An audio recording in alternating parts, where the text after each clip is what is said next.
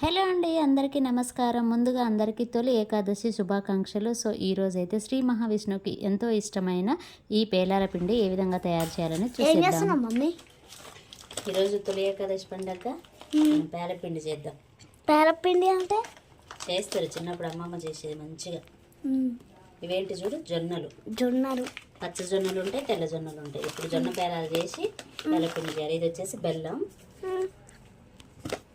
ఇది వచ్చేసి యాలకుల పొడి. మూడింటిని కలిపి చేయాలి.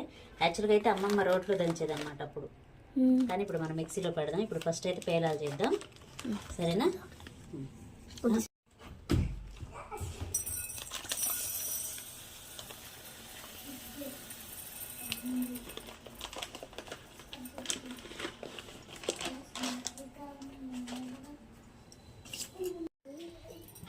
ముందుగా అయితే స్టవ్ ఆఫ్ చేసుకొని ఈ విధంగా మందం పాటి గిన్నె ఏదైనా సరే పెట్టుకోవచ్చండి. మన కుక్కర్ కానీ లేకపోతే మందంగా ఉండే ఏదైనా గిన్నె పెట్టుకొని ఇందులో కొన్నిగా జొన్నలు వేసుకుంటూ ఈ జొన్నల్ని పేలాల్లాగా తయారయ్యేలాగా చేసుకుంటూ ఉండాలి.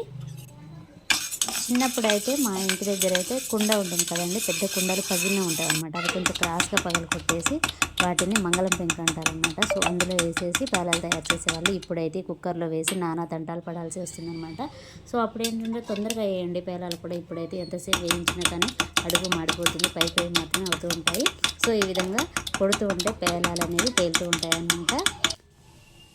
మధ్య మధ్యలో మూత పెట్టుకుంటూ ఈ పేలాలను వేయించుకుంటూ ఉండాలి. పేలాలన్నీ రెడీ అయ్యేలాగా కలుపుకుంటూ ఉండాలి, అలాగే మాడిపోకుండా చూసుకుంటూ ఉండాలన్నమాట. సో ఈ విధంగా పేలాలు అయితే ఉంటాయి. ఇక్కడ వచ్చేసి బెల్లాన్ని అయితే తురుము పెట్టుకున్నాను నేను. మనం తీసుకున్న జొన్నలన్నీ ఈ విధంగా పేలాలు అయితే తయారు చేసుకొని పెట్టుకోవాలి, అలాగే బెల్లాన్ని తురుముకొని ఉంచుకోవాలి. ఇప్పుడు ఒక మిక్సీ గిన్నె తీసుకొని ఇందులో మనం వేయించి పెట్టుకున్న జొన్న పేలాలను కొద్దిగా వేసుకుంటూ మెత్తటి పౌడర్ లాగా చేసుకోవాలి. మనకు జొన్నలు వేగిపోయినప్పుడు మంచి స్మెల్ అనేది కూడా వస్తుందన్నమాట. సో పిండి పట్టినప్పుడు కూడా చాలా బాగా వస్తుందండి స్మెల్ అనేది. సో ముందుగా అయితే ఫస్ట్ జొన్నల్ని మాత్రమే పౌడర్ని చేసుకోవాలి. ఇందులోనే మా వాళ్ళు కలిసి ఈ పేలాలను ఒకటి మమ్మీ, రెండు మమ్మీ అని అడుగుతూ ఉన్నారనమాట.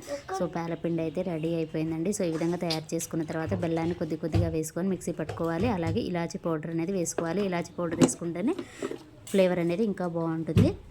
ఇక్కడైతే రెడీ అయిపోయిందండి పేలాల పిండి.